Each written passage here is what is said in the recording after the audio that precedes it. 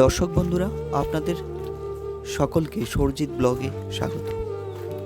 আজকে আপনাদের দেখানোর চেষ্টা করব দক্ষিণ ত্রিপুরার শহর বিলোনিয়া থেকে অনতি দূরে মাইসোরা গ্রাম।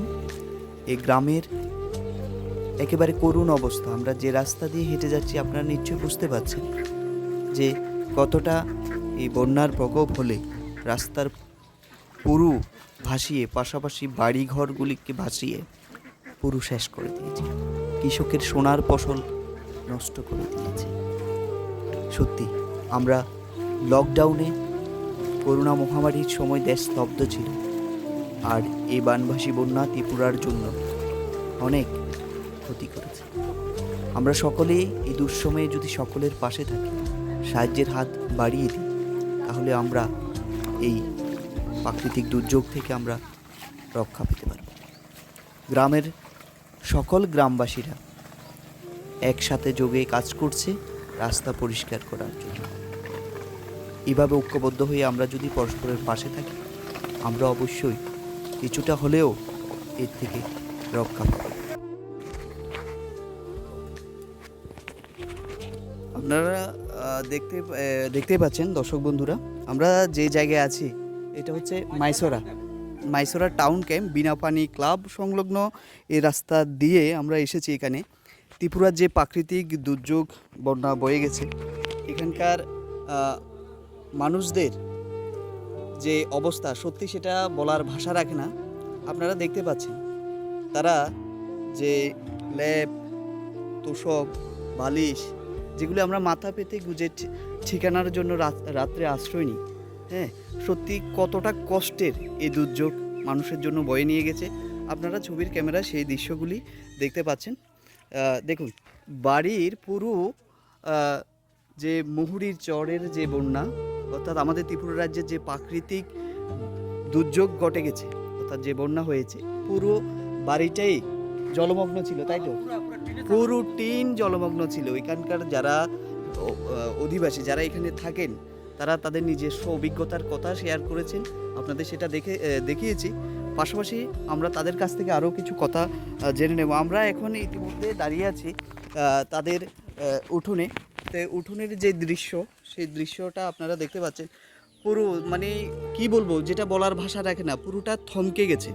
হ্যাঁ, প্রাকৃতিক দুর্যোগ। কিন্তু অনেকে আবার শরণার্থী। আপনারা কি শরণার্থী হিসাবে আছেন? কেউ আছে, অনেকে শরণার্থী হিসাবে আছে। দেখুন বাড়ির যে সিনারিওটা রয়েছে সেটা। আমরা এবার তাদের সঙ্গে কথা বলবো। দেখি, নমস্কার। আর যেটা বলবো মানে বলার ভাষায় হারিয়ে ফেলেছি আপনাদের।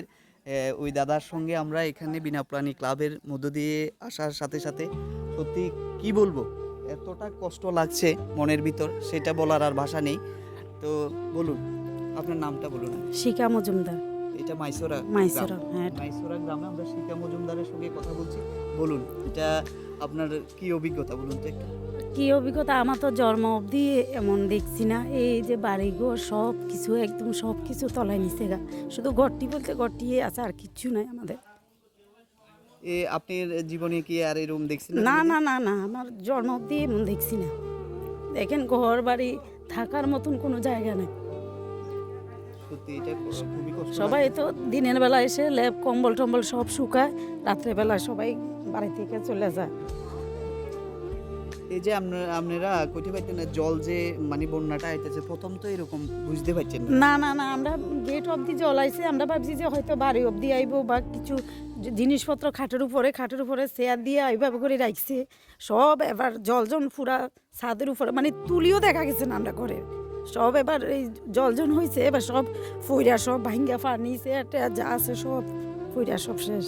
এবার জলের স্রোতটা তো একদম পুরোপুরি যখন আইছে, তখন আমরা কই আশ্রয় নিয়েছিলেন? ওই উপর বাড়িতে, ওই তারা বাড়িতে গিয়া তারপরে সবাই শুধু ঘরে কাগজপত্রটি নিয়ে শুধু যাইয়া উপর বাড়িতে যাইয়া আমরা আসছিলাম আর কি। এখান থেকে তারা টিলা রাত্রেবেলা পার হইয়া প্রায় 2:30-3টার দিকে যাইয়া ওই মাইসোরা বাজার কমিউনিটি হলে যাইয়া সবাই বাড়ির সবাই ছিল আর কি। সন্তানদের নিয়ে তো খুবই কষ্টে আছিল। মানে এই যে বন্যা, রাত্রে তো দিদি আপনারা ঘুমাইতেও পারছেন না না, প্রত্যেকে বুঝতে পারেন না, ঘরের তুলির উপর অব্দি জল উঠছে, আর জিনিস কই ননের মতো মানুষে হয়তো খাটের উপরে বা কোনো কিছুতে রাখার মতন জায়গা তো আছে না, সব শেষ। ঘরের ভিতরে 6 মাসও ঢুকার মতন কোনো পজিশন নেই। ল্যাপটপও কেনা আনি বাইরে ফালাইছি, কিন্তু এদের নিয়ে যে শুকাইয়া যে রাখমু এমনও তো নাই, শুধু ঘর দিয়ে খাড়া আছে।